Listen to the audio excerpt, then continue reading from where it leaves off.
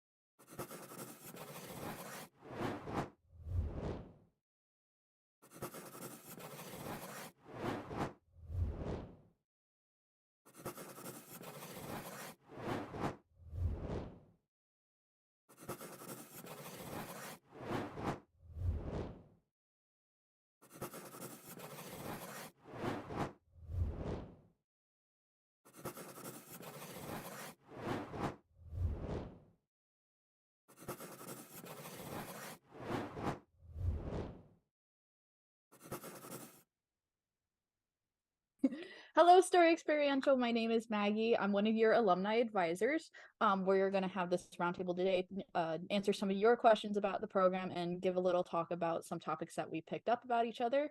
Like I said, my name is Maggie. I am located in Midwest USA. I live in Wisconsin, and currently I work as a library worker as I'm working to break into the animation industry. I'm going to pass it off to Malik. Hi everyone, my name is Melek and I am from Egypt. I am currently working as an illustrator and animator and also doing some graphic design work on the side. And I'm also trying to break into the storytelling industry, I guess. And yeah, I will be passing it on to Ethan. Hello, my name is Ethan. I am a college graduate from New York City. I'm also trying to break into the Ethan. production industry, but I'm also trying to break into comics. So I've been just kind of making my way up the ladder. So yeah, I'm going to pass it on to Christian. Hi, my name is Christian Ravel. I'm a graduate from the Art Institute of San Francisco. I'm currently working in retail, and I'm trying to improve my craft so I can get into the animation industry. I'll be passing it to Oscar. Hi, everyone. I hope you can hear me. I'm the guy who does illustrations. I live here in Utah. I'm an alumni of this program, this wonderful program. And I'm here on this chat to help you out with illustrations if you need it. I have over 30 years of storyboard and art experience. And I'm still learning as some of you are. So I'm here to help you with that. If anything happens tech wise, then it's going to be my fault, and the rest of this gang will help us get out of it. But it's nice to see you all today. And I don't know if there's someone else I need to pass it on to. Nope, just us. Okay. Alrighty, so here's the heads up. If you guys have any questions, you can drop them in the questions box as usual, like you do for our industry professional live streams. But with that, let's get started. Ethan is going to talk with us about knowing what your limits are and how to adapt and create a balance with them. So Ethan, if you want to take it away real quick. Um, I guess the thing about knowing your limits is that you kind of have to first just kind of experiment with things. There's like a lot of like facets of art and like storytelling that you kind of have to experiment with in order to kind of figure like out what your strengths and weaknesses are. For like example, I'm an artist, so I figured out pretty later on that I'm not the best with perspective or anatomy, but I'm really good with like value and like shading. So I kind of just like honed in on a lot of my like value and like grayscale skills and tried to work on my also trying to work on my anatomy. But sometimes we don't always have that time. So I usually like try to play more into my strengths than I do my weaknesses. Like when I'm like working on a project. Sometimes it's okay to kind of say no to certain projects when you know that maybe you're not good at a certain thing. Maybe in terms of storytelling, you're not very good at dialogue. I know a lot of people who are not very good at dialogue, so sometimes they don't have dialogue in their story. But like sometimes there's like places and times that you need dialogue in your story. So like usually like you would ask for help and see if like there's anybody else who can work on that like with you. But if you don't have that, then you may need to work around that. So I think like in terms of knowing your strengths and weaknesses, just experiment, explore, don't be afraid to take risk or like don't be afraid of drawing like stick figures or anything like that because we don't always start out as professionals. Well, always, but like if you start out as a professional, that you're really, really lucky. You're like in like the 1% of like all artists. So essentially I'd say just explore. Like don't be afraid to take risk. That's how you learn. That's how you develop. That's how you learn about like skills that you need to work on. So that's usually how like I kind of do that.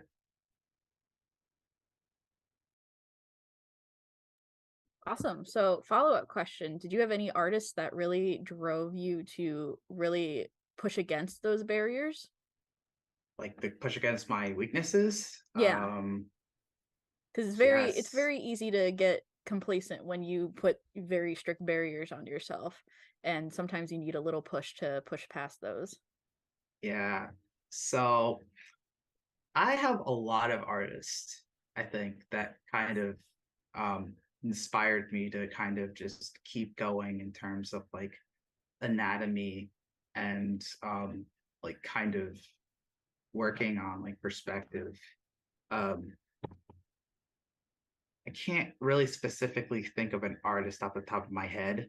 That's cool. I really like H.R. Geiger's work. He's a pretty good artist. Ooh.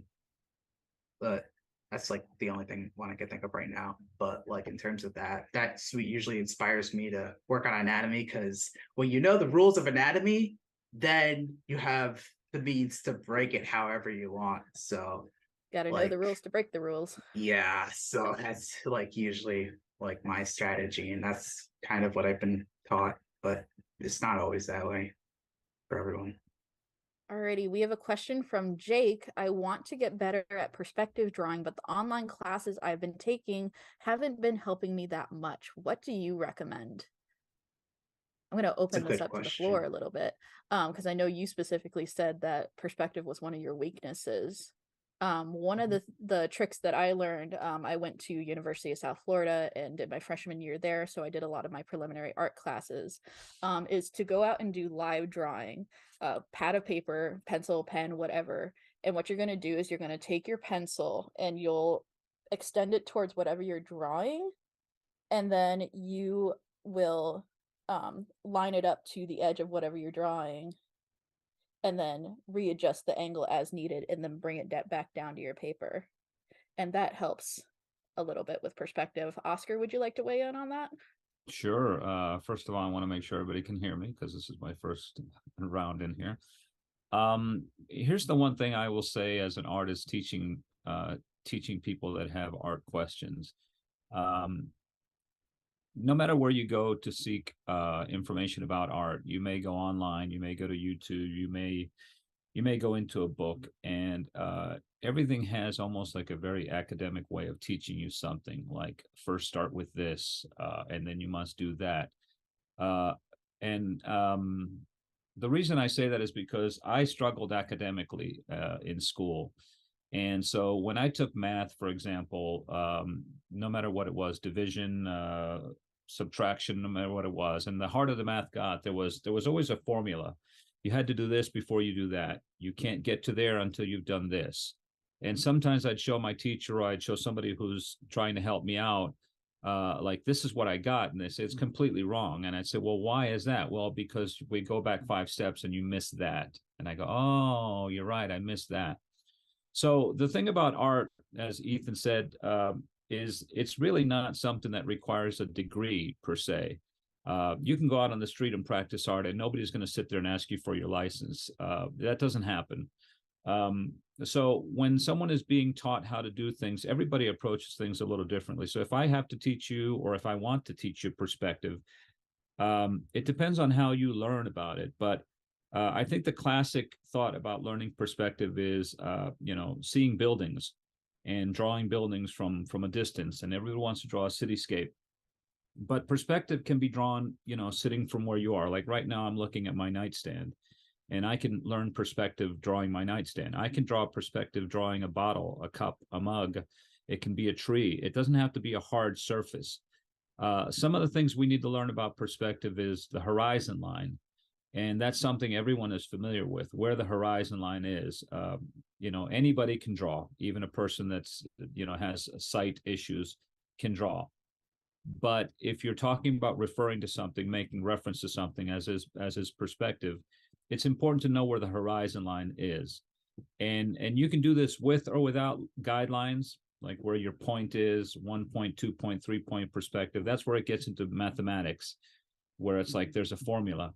But if it looks like you're drawing a person from afar or close to you, and that person looks like they're floating above the horizon line, unless that's your intention, then the perspective is off.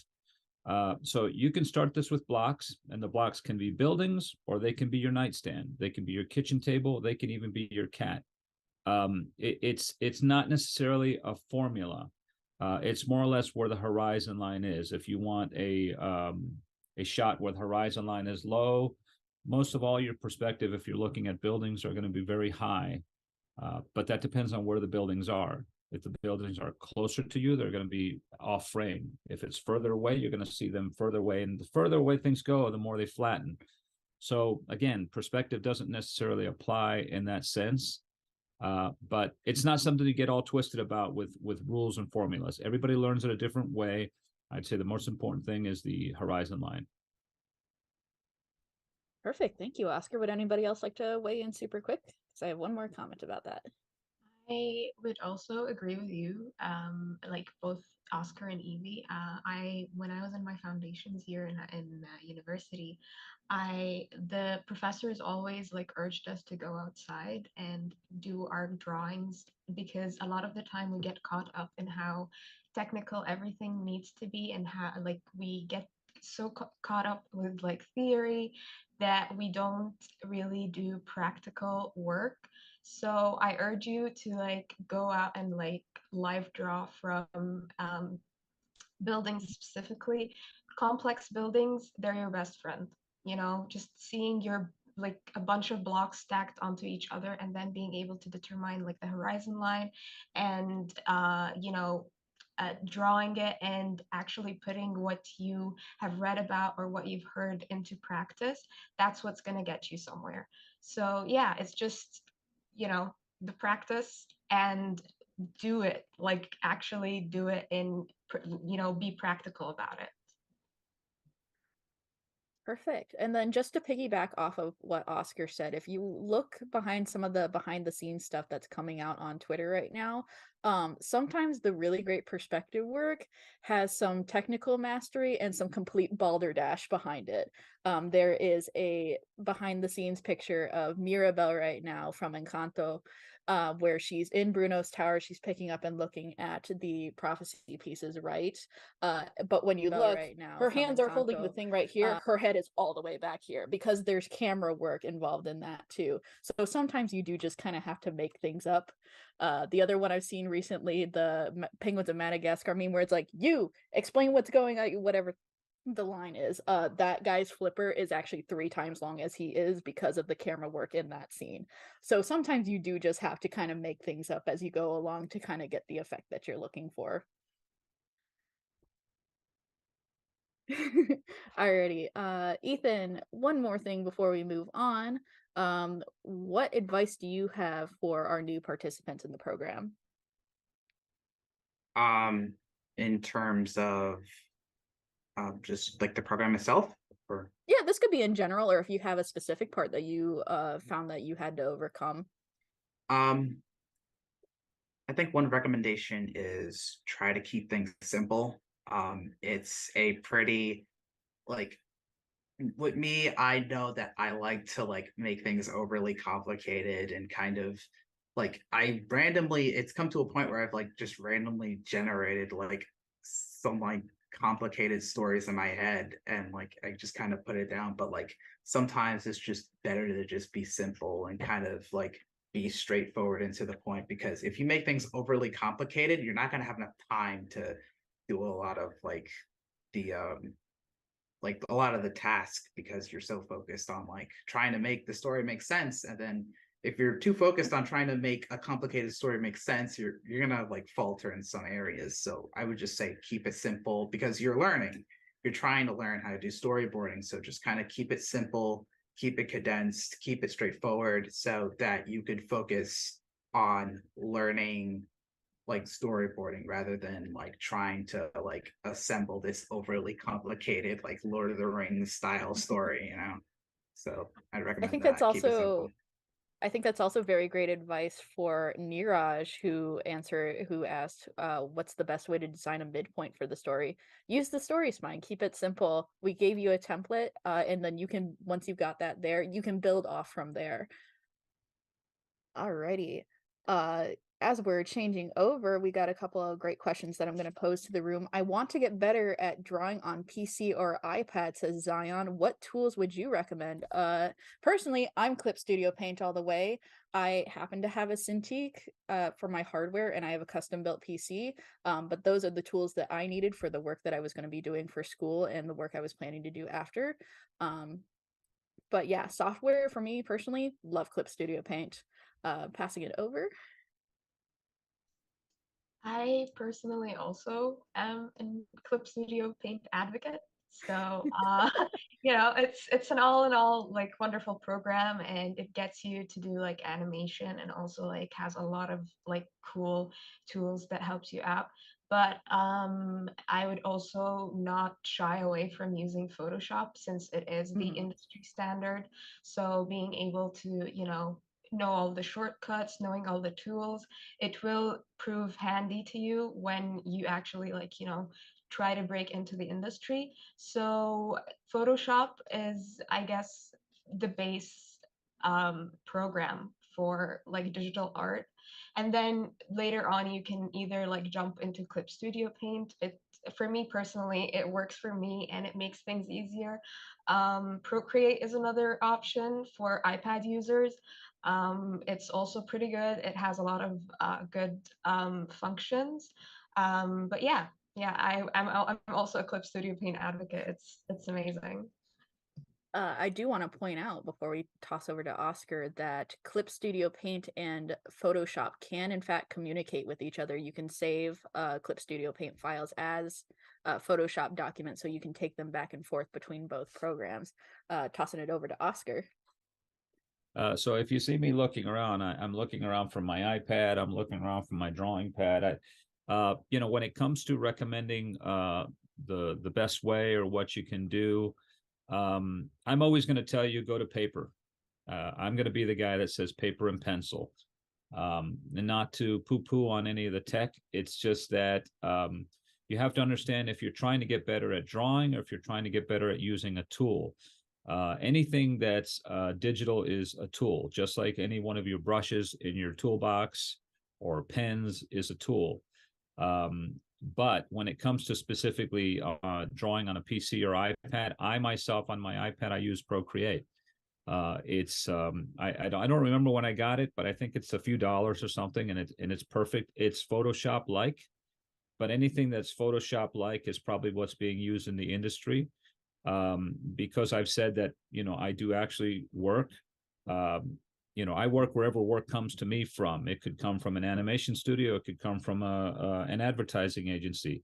And it can come from some guy who just needs some drawings for a project that he's working on or something. But the standard is pretty much those pieces of software. As I understand it, they cost a lot of money.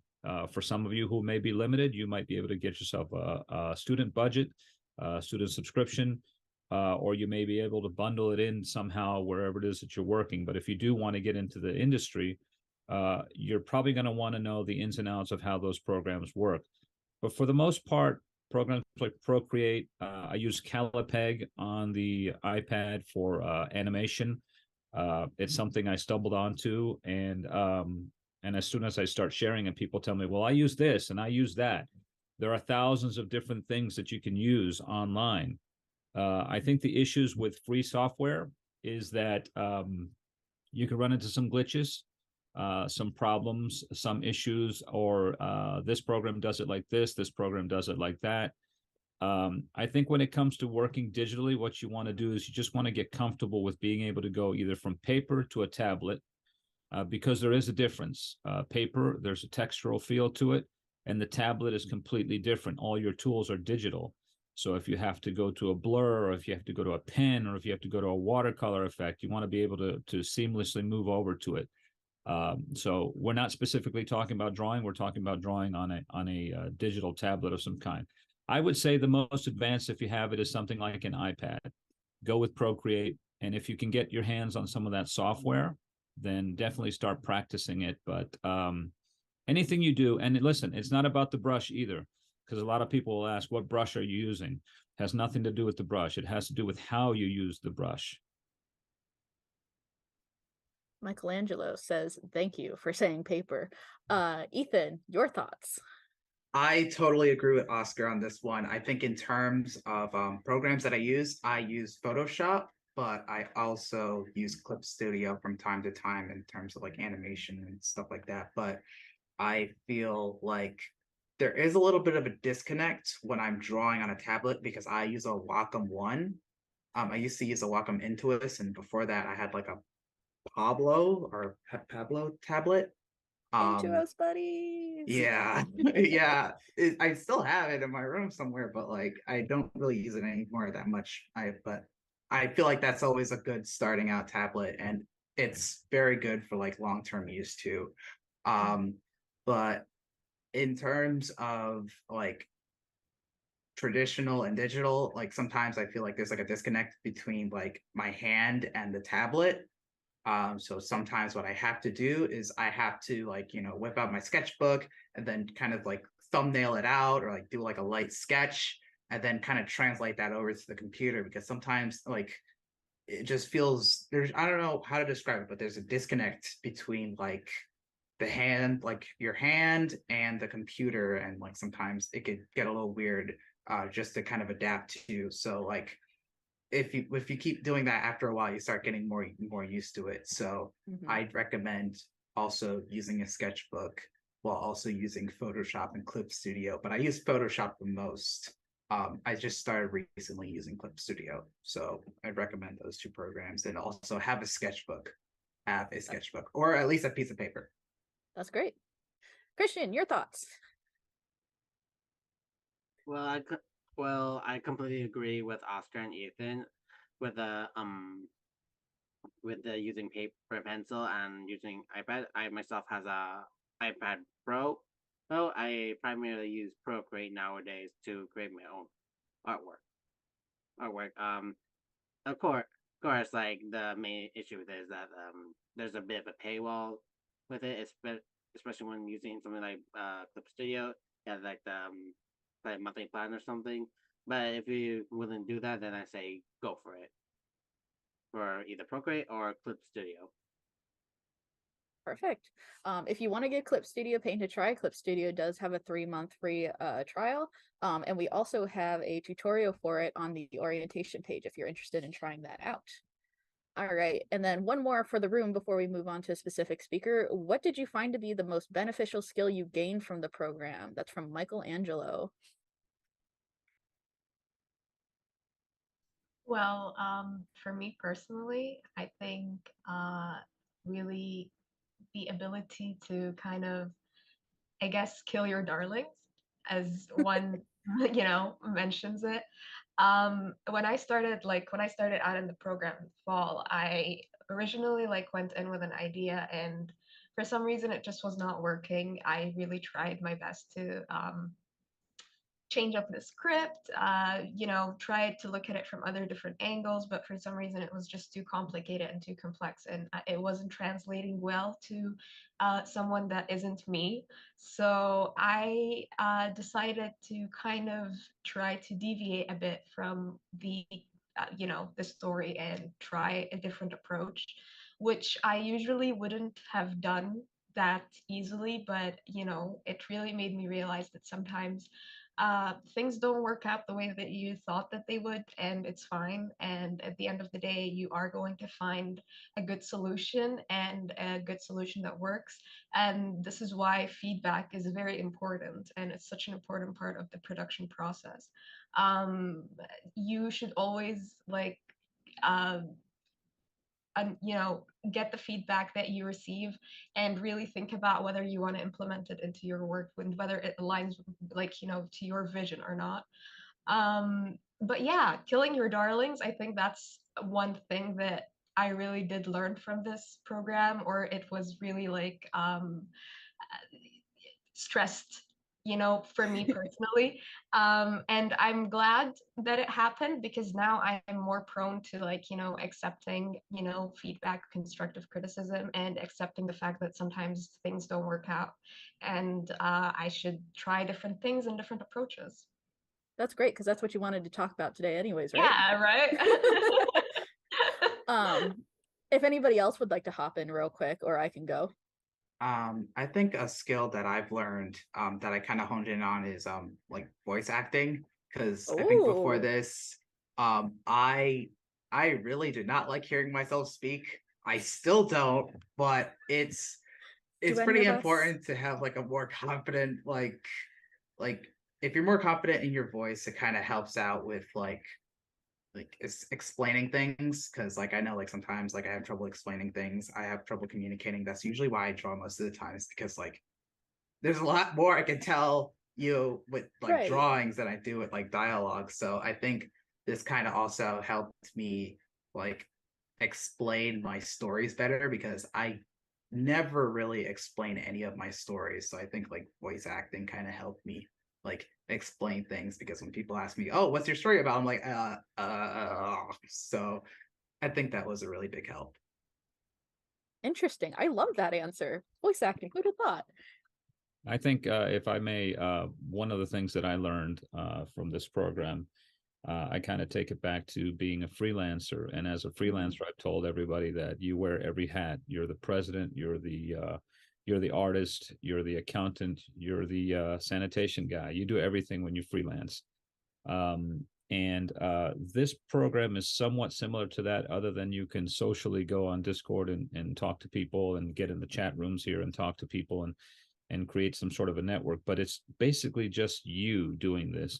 And the one thing that I think I took away from the program myself, because I'm just so used to people giving me scripts and telling me how they're going to do things, and somebody times it and somebody takes care of audio and all these other things, is that I took something that should probably be a 2 hour movie and turned it into, try to cut it into 7 minutes.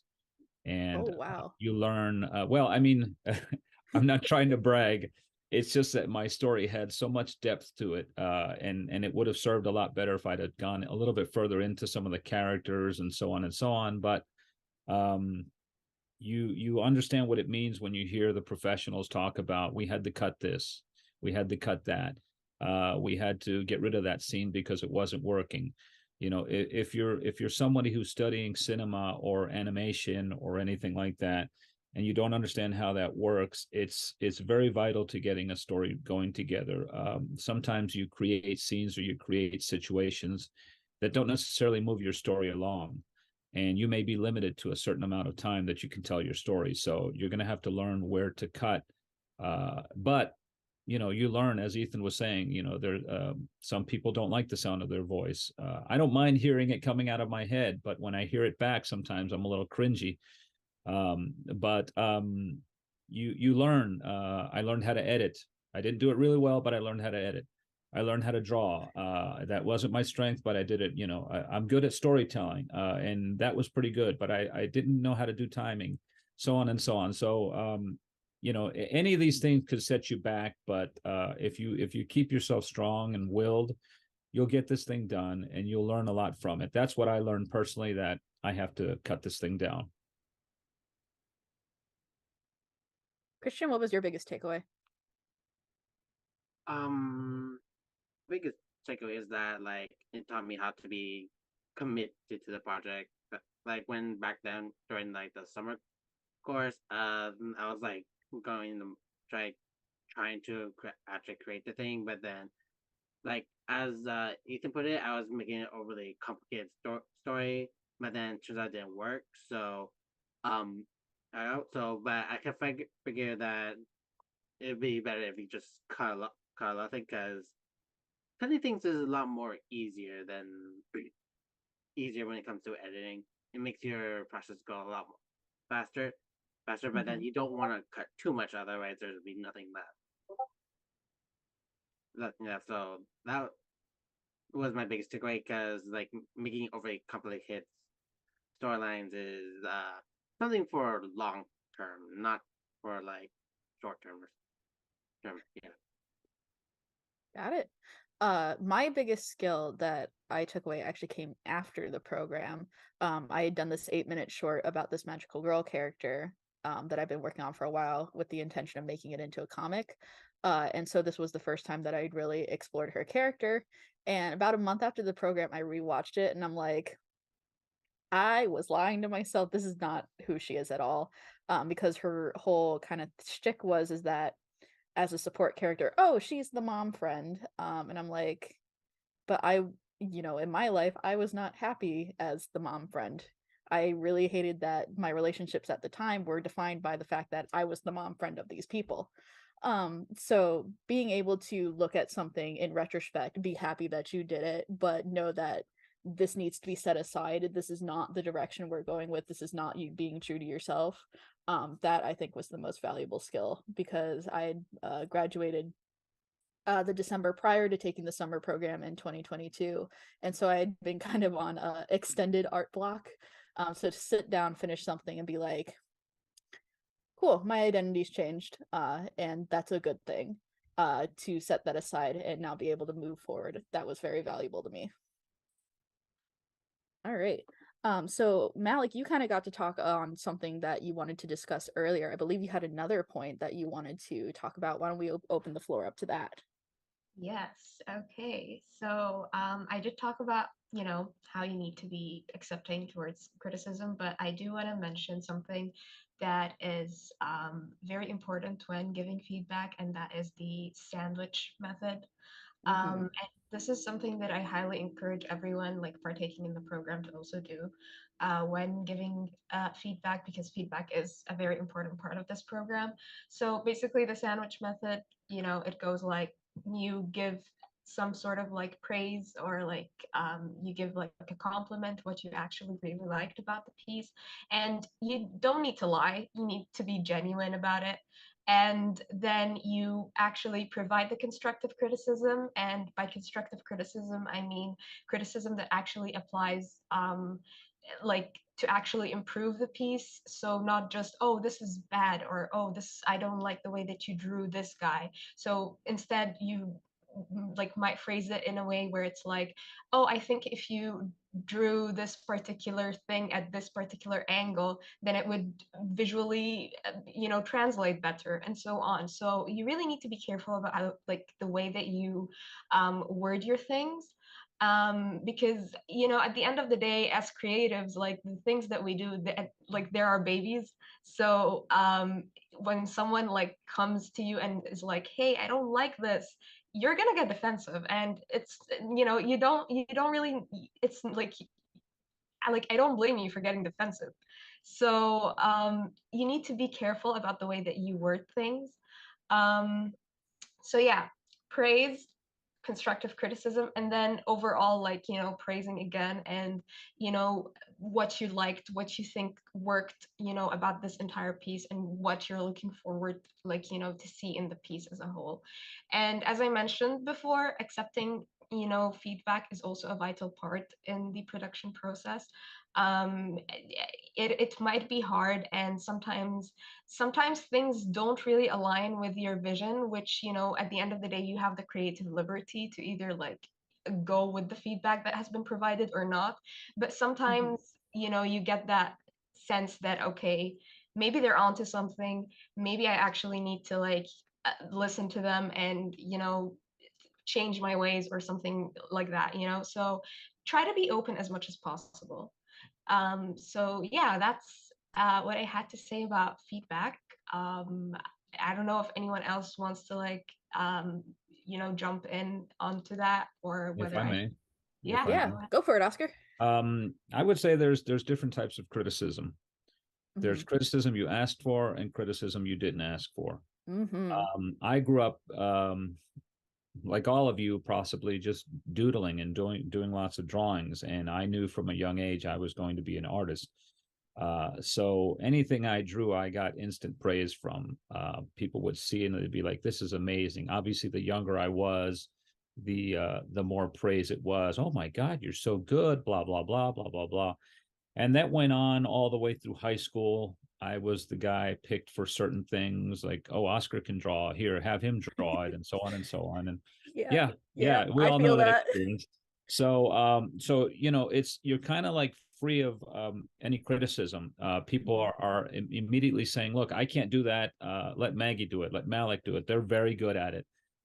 So you come in with your head inflated. You come in really, really proud of yourself. And anything that anybody says is pretty much going to be like, this is awesome. I wouldn't change a thing about this, so on and so on. Then you get into college or you get into the professional world or something, and people start giving you, I wouldn't do that like that, why don't you change this? And sometimes it's not so much a critique as it's like, yeah, that's not going to work. And you just go, no, but I'm good at this. I know what I'm doing. Nobody's ever questioned me. Nobody's ever challenged me. So if you think, for example, like in movies, everyone here, I'm sure, has a genre of movies or books that they like, but for every movie or every book that you like, there's been criticism of it. They did it wrong. They wrote it wrong. I didn't like that scene. This actor's terrible, or that song, or this or that. That's unwanted criticism. Wanted criticism is when you're in the middle of doing something, when you're actually doing the project and you're asking someone, what do you think of this? And you have to be prepared to hear some harsh stuff. Someone might say, yeah, that doesn't work for me. That's terrible. But the rule that you learn in critique is not to make it personal or to take it personal. So if somebody criticizes your work and says this sucks or this is the worst I've ever seen, you don't want to talk to that person regarding critique anymore, because they've made it personal. If they can say, for example, yeah, this isn't hitting the note, something about it, the colors are off, that's more about the project than about something that would personally offend you. So critique is a big part of getting better. It's hard when it's the first time you're hearing it, especially, as I said, if you've come from a background where it's something you're used to always being praised for. But it's something that's helping you make things better. We have to keep in mind that our perspective is only ours. When you're doing something for an audience, you're trying to fulfill and hit everything. But here's the one thing, you're going to make some people unhappy. You can't make everyone happy. So expect that you're going to get some critique. What you want to get is mostly favorable reviews. But criticism is part of making something. Just make sure that it's not a personal thing, or that you don't take it personally. If somebody attacks something and says you're a terrible artist, that's not critique. That's not somebody you want to follow up with. If somebody says, here's how I think you can make this better, that's a little bit more constructive. There's a difference in wanting criticism and getting criticism. That's great. Oscar, you hit on something that I was planning to talk about, and it's how much your early 20s and your college years are a massive slice of humble pie. Because yeah, I went out of high school thinking that I was pretty hot stuff and immediately got smacked flat on my rear when I started in college and started job hunting and stuff. So yeah, 100% true. I also want to put out, when you guys are doing feedback, that sandwich method, that's not a checklist that you have to hit. So like, please don't be making like bullet points and stuff, because get this, we do track good feedback. There are awards associated with giving good and quality feedback. So really engaging with other people's work, asking questions of them, digging deeper into what the other people are thinking. That's really great stuff, and that's going to lead you to leaving even better feedback. Christian, do you have any thoughts? Yeah, like I agree with Oscar and Evie on giving feedback. It can be like kind of challenging trying to give someone like difficulty balancing between praise and criticism, because like for me personally, I find like I like a lot of shorts I see on the experiential, but then there's some times where I feel like I should like give out something, so like give out feedback. So I try to be as fair and impartial as much as possible. Hello world, I'm Michele Passerino. Alrighty. Christian. If I may add something on the end of that. Go ahead. Yeah, because before I swap over. Yeah, one of the things I learned watching having done this fall program was again, there's an age difference with me, but I noticed that a lot of the stories had a particular genre.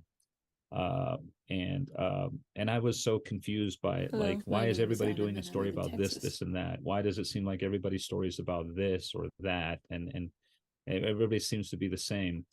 And so in my family, or I'm married and I have a son, and I'm the only artist here. So, and I work from home. So sometimes people can hear what I'm watching, and my wife would say, "What are you watching? What are you listening to? What is that?" And I have to put aside any prejudices I have about the type of genre I like. I'm not a big fan of What medieval if stories. a bird It's just not became a my knight, thing. all It the just water doesn't do anything disappeared, for and you me. could control cats? People talk about The Hobbit. Does nothing for me. For me, it doesn't do anything for me. But it doesn't mean there isn't an audience out there for it. So one of the things that this program What teaches if you a is, bird became a like knight, Christian all just the said, water you may disappeared? see some stories on there that aren't your cup of tea, and you may say, yeah, that's not my thing. This is about cars, or this is about knights, and this is about little fairies and so on. That's not my thing. I like monsters or this or that. But it's in your own best interest to go throughout the program and see other people's work, because you're not really focusing on the genre or the content of the story. You're more or less just trying to help that person figure out how to tell a story, because storytelling, no matter what it is, What if the you can say your megalodon were stories to be about still alive and scientists were cars. trying to contain You it could say for your stories research? about What if in the flying, future a woman is trying to survive creatures in a that world grant ruled by wishes. giant animals It could be after about a fish. It could nuclear be about war? anything. What if But a aliens story is just a discovered story. Earth a long time The ago? characters that we choose to wrap it into, is our choice. You can still go to everyone's different story and make a comment or leave some sort of feedback. It doesn't necessarily have to hit the point to say that, well, I don't like stories about fish, so I'm not going to comment on that. You're trying to help someone with their story, and you might be able to help them with their art. But story is just story. You can tell the same story with a whole bunch of different genres. I saw something the other day that said, and sorry, I don't want to spoil anything for anybody. I saw someone that said, Harry Potter is just Star Wars with witches and wizards and stuff like that. So, basically, if you just take something and you change things around, you pretty much told a story. And started Britt capturing wants you them. to know, Oscar, Cyboy Entertainment on YouTube says, I can relate to Oscar a lot. And I also want to put out Angela Graciela. We will probably be having a separate live stream on that topic What if very people soon, lived in a world because where they found pennies? anytime it comes up, it derails any kind of meeting that we're in. So we're going to set that to the side real quick. We have two questions that kind of feed into your topic, Christian, from Ajmer, and I apologize if I get this name wrong. Yabna? Yamna says, it's difficult for me to animate characters, whether it's traditional animation or using a Moho program. I try to simplify the details, but I feel like it doesn't turn out like how I imagined it. And Ajmer expresses a similar sentiment. After I finish a drawing, edit, or animation, I immediately dislike it and say to myself that I can do better. Almost none of my art I make, it feels like it represents my current skill level. While it helps me improve, it gives me a horrible time building a portfolio. Any tips on how to be able to stomach my work from what was yesterday? So it sounds like they are looking for advice on how to improve on their art, or how to deal with plateaus in their growth. Okay. With so many things to focus on, homework, work, personal life, social life, it can be hard to balance out trying to improve as an artist. Even harder for someone like me who is diagnosed with autism. So I recommend to give yourself a dedicated time slot to your artwork. Like 1 hour a day, 30 minutes, or even 15 minutes. Set aside anything potentially distracting like social media or video games. That way you can maintain improvement. And while you're drawing inside that 1 hour, or try to give yourself something to focus on. Focus on, like, say, I want to draw this guy having fun giving food to animals. I'll be focusing on that thought for that 1 hour. Of course, like what I don't recommend is to practicing too much. That's because if you practice too much, it will cause burnout and you're most unlikely to improve any further. So my advice would be to bring balance to your work, or your personal life, and honing your craft? I want to throw out there, make sure that you are doing projects not just for your portfolio. Make sure you have some projects that are just for you. Nobody on social media is going to see them. You're not going to show your family. You're not going to show your friends. Just something that means something to you. And that already, I feel like will bring a lot more pleasure to your work. The other thing is that you might think you've plateaued now, and you're like, oh, I can be better than this. I've got to get better than this. Your plateau is probably up here. Where you started is probably down here. So that's already a massive improvement. So don't forget to look behind you and see how far that you've come, because you're probably being too hard on yourself, and more often than not, we are our worst enemies when it comes to that. Don't sell yourself short about that, for real. I can piggyback off of what you said, Evie. So I honestly didn't know how to I didn't take drawing very Most seriously interesting until life my forms university from years, which 500 was million kind years of ago up to a the little bit, modern you know, and put questionable them of me, on a but sure. planet as a source for their own There's a whole entertainment. anime about that currently. It's called Blue Period. Watch it. Yeah, It's yeah, fantastic. yeah. No, I did. It was What great. if the megalodon were to be Anyway, still so alive and I scientists always were did trying to want to draw, contain but it for I never really research? took it seriously up What if until in I the went to future university, animals after which a nuclear isn't war? really that I just What if graduated last aliens year, so it's just discovered 4 Earth years long ago. time ago and started And capturing the most the interesting thing that life you forms mentioned about from the 500 plateau million being years here ago and up then to the you modern were day probably and here put before them that. on a planet as a source for Sometimes their it own just entertainment? dawns upon me how much I've learned in these 4 years. And looking back and seeing my level back then versus now, I'm just like, oh my god, wow, I rock. So sometimes you really that's why I always encourage artists or young artists especially to keep uh their old artwork, even Yes. if it makes you cringe, even if it makes you oh my god, I can't believe I did that. No, it's fine. In a few years time, you're going to want to look at these and be like, oh my god, I did a lot of work, and I praise yourself, because you honestly would. Yeah. You're gonna deserve it.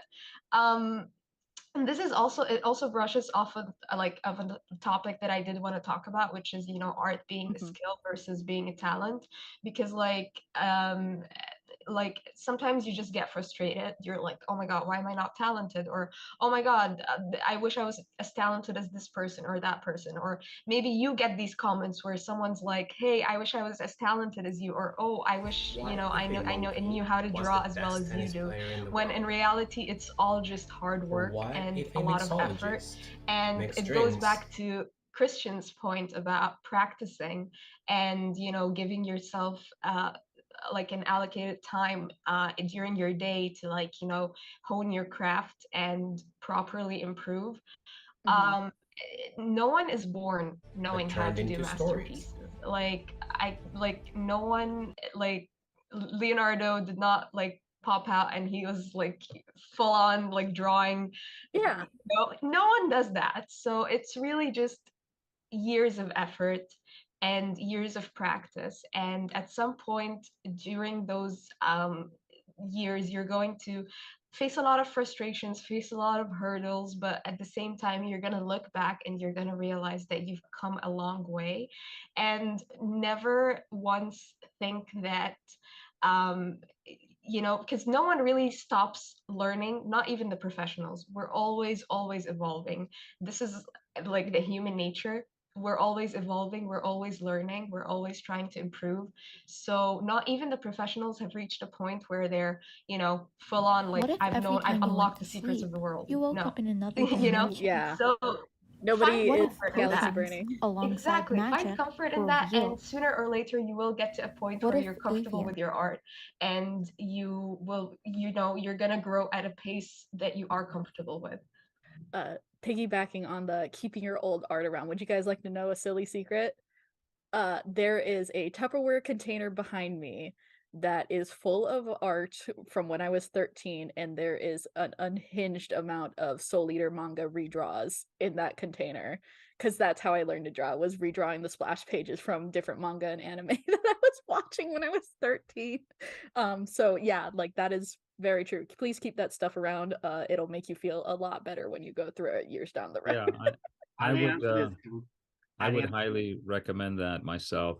It's something I tell people all the time. Keep all your old artwork. Base. Don't throw any of that, because you can't tell your progression if you've thrown it away. You know, in your mind you think, you know, I wasn't good then, but I'm not as bad as I thought I was. And then you look back at it and you go, oh, I was pretty bad. But that means that you've progressed, that you've gotten better. Mhm. You know, but you don't know that until you see and you're able to make a comparison. If you discard any of your old artwork, it doesn't help your progress. You know, now some of you might say, yeah, but you know, my family doesn't like me keeping stuff all over the house. I've got tons and tons of stuff. Yeah, maybe at some point you want to filter some things out, but you do want to keep that, because you know, you don't really know how much better you've gotten if you've got nothing to compare it to. You have to be able to look back on something and see what you've done.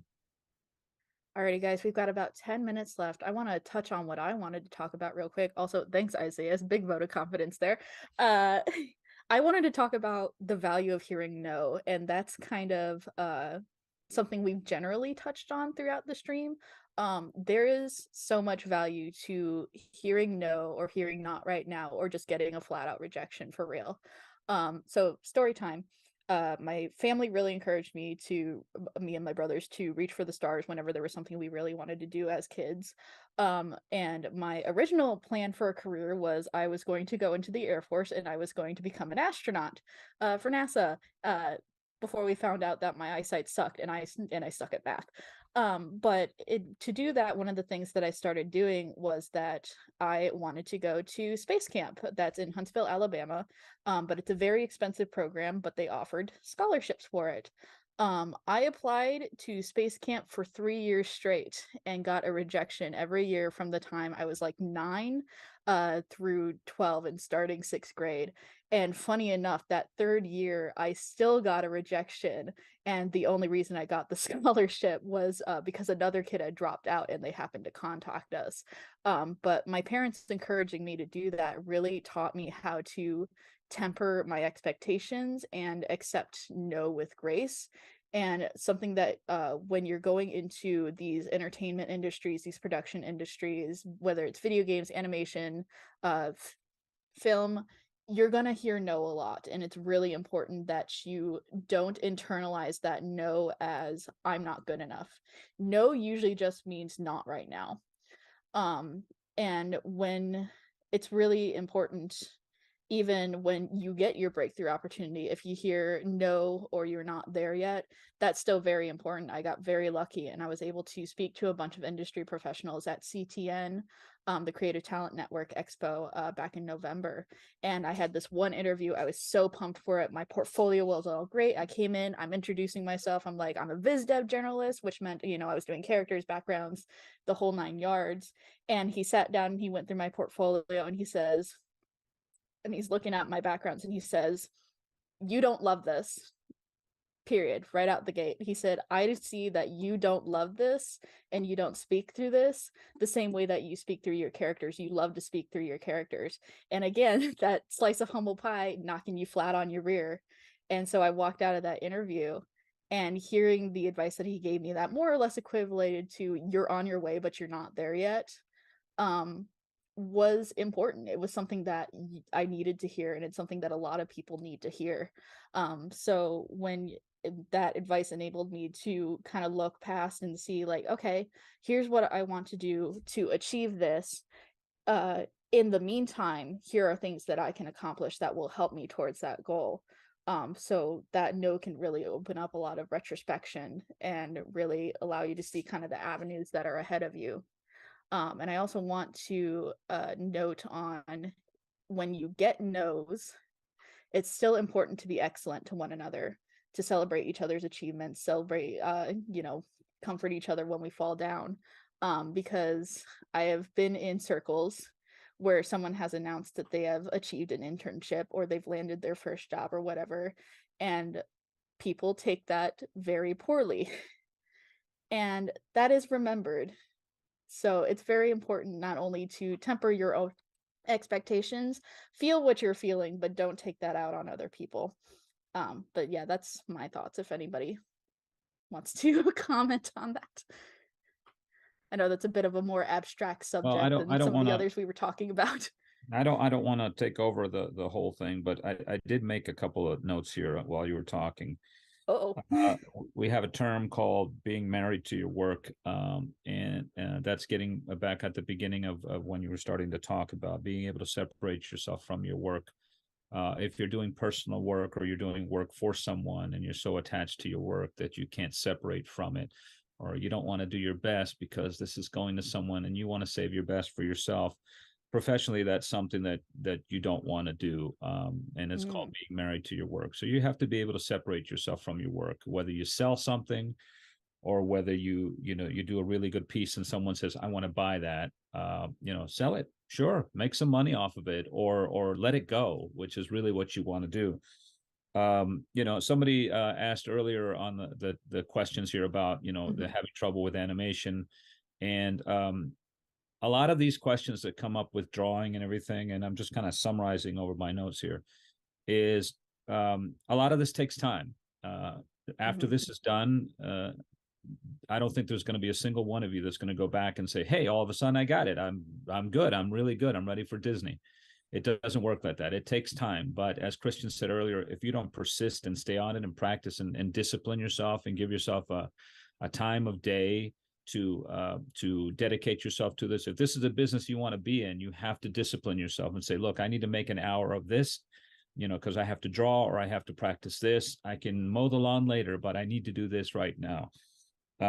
Secondly, or third, I should say, when someone says, for example, I was told no, and I went here, I was told no, and I went there and I was told no.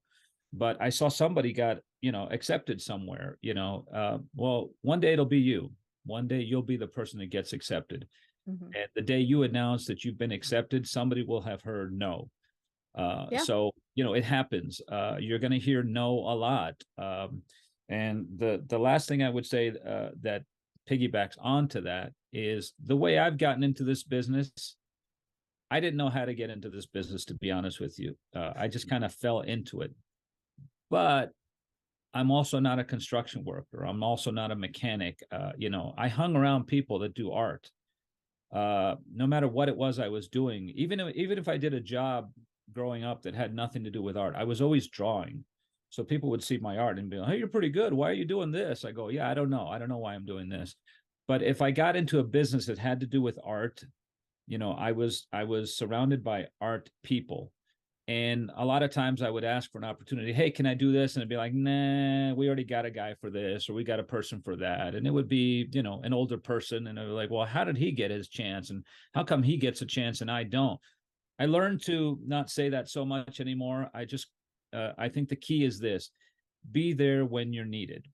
So let's say that guy is out that day, or he or she is out for a week because they're sick or they're on a vacation or something. And you're there and they go, oh, we really need somebody that can draw this. And I got nobody here that can draw. Well, we got Oscar over there. He sweeps, or he just does paste up, or, desktop design or whatever. Hey, do you want to give it a shot? Yeah, but you said I'm not that good. Well, yeah, but I'm in a hurry and it doesn't really matter how good it is. And then you show them how good you are. And next thing you know, they rely on you again. And a lot of these industry professionals, I count myself as one, but I don't have the studio names behind me. But a lot of these industry professionals will tell you that very same thing. I think it was Scott who said last week that he went to Los Angeles and he got lots of no's. And then he worked in a place where he was helping school kids. And then suddenly somebody needed something.